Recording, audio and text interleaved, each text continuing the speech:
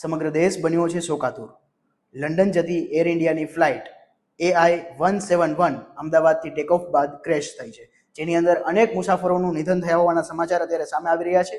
જેની વિગતે વાત કરવામાં આવે તો આ ફ્લાઇટ લંડન જઈ રહી હતી અને બપોરે 1:10 વાગે જેનું બોર્ડિંગ થઈ ચૂક્યું હતું અને ત્યારબાદ 1:17 પ્લેને ટેક ઓફ કર્યું હતું અને ત્યારબાદ 1:39 આ ઘટના બની હતી. એટલે કે ટેક ઓફ થયાના થોડી જ મિનિટોની અંદર આ પ્લેન ક્રેશ થયું હતું. પ્લેનમાં કોઈ ટેકનિકલ ખામી હોવાનું પણ સામે આવી રહ્યું છે.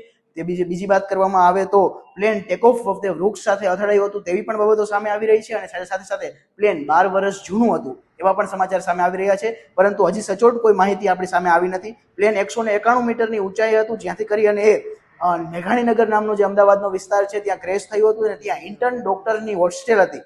એ હોસ્ટેલમાં પ્લેન ક્રેશ થયું હતું. પ્લેનની અંદર 242 જેટલા ટોટલ લોકો હાજર હતા, જેની અંદર ક્રૂ મેમ્બર્સનો પણ સમાવેશ થઈ જાય છે. ત્યારબાદ જો વાત કરવામાં આવે તો ત્યારે મેઘાણીનગર વિસ્તારની અંદર પ્લેન ક્રેશ થયું ત્યારબાદ ત્યાં ઘણા બધા લાશોના ઢગલા થઈ ચૂક્યા હતા અને ઘણી બધી લાશોને તરત જ સિવિલ હોસ્પિટલ સુધી પહોંચાડવામાં આવી રહી હતી.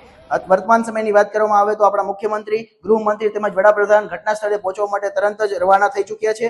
ત્યાર સાથે આ ખૂબ જ મોટી ટ્રેજેડી છે ભારત દેશની અને જેની અંદર જે ઇન્ટર્ન ડોક્ટરની હોસ્ટેલ હતી એ હોસ્ટેલની માથે પ્લેન ક્રેશ થયું છે. ત્યાં પણ 50 જેટલા ઇન્ટર્ન ડોક્ટર્સ હતા તે પણ હાજર હતા અને આ પ્લેનની અંદર ખાસ કરીને આપણા પૂર્વ મુખ્યમંત્રી વિજયભાઈ રૂપાણી પણ આ પ્લેનની અંદર હાજર હતા એવું પણ જાણવા મળી રહ્યું છે. પરંતુ તેમની કોઈ સત્તાવાર માહિતી છે હજી સુધી આપણા સુધી આવી નથી. ત્યારબાદ લોકોને પણ ખાસ અપીલ કરવામાં આવે છે, લોકોને પણ વિનંતી કરવામાં આવે છે. આ ખૂબ જ મોટી દુર્ઘટના છે તો આ દુર્ઘટના સમયે આપણે તંત્રનો સાથ આપીએ.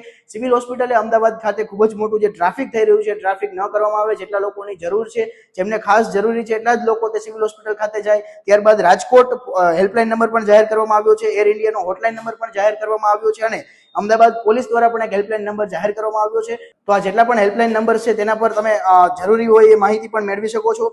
આ ઘટનાને લઈને દેશમાં અનેક કાર્યક્રમો છે જેને કાર્યક્રમો રદ કરવામાં આવે છે, જેની અંદર મોરબીની અંદર જે ભાજપ દ્વારા પ્રોફેશનલ મીટનો કાર્યક્રમ હતો એ પ્રોફેશનલ મીટનો કાર્યક્રમ પણ રદ કરવામાં આવ્યો છે. તેની સાથે જો વાત કરવામાં આવે તો અમદાવાદ એરપોર્ટથી જેટલી પણ ઇન્ટરનેશનલ જે ફ્લાઇટ્સો છે તમામ ફ્લાઇટો અત્યારે સ્થગિત કરી દેવામાં આવી છે, અત્યારે રદ કરી દેવામાં આવી છે અને અસીમિત સમય માટે અત્યારે એને રદ કરવામાં આવી છે. તો આ હતી અત્યાર સુધીની જે બધી જ વિગતો. આ સિવાયની જે પણ માહિતી અમારા સુધી મળશે અમને આપ સુધી પહોંચાડતા રહીશું. આવો સાથે મળી અને આ જે કપરી પરિસ્થિતિ છે તેમાં આપણે તંત્રનો સાથ આપીએ અને કોઈ પણ પ્રકારના ટ્રાફિકો ન કરીએ જે જરૂરી ન હોય. જોડાયેલા રહો મોરબી અપડેટ સાથે. ખૂબ ખૂબ આભાર.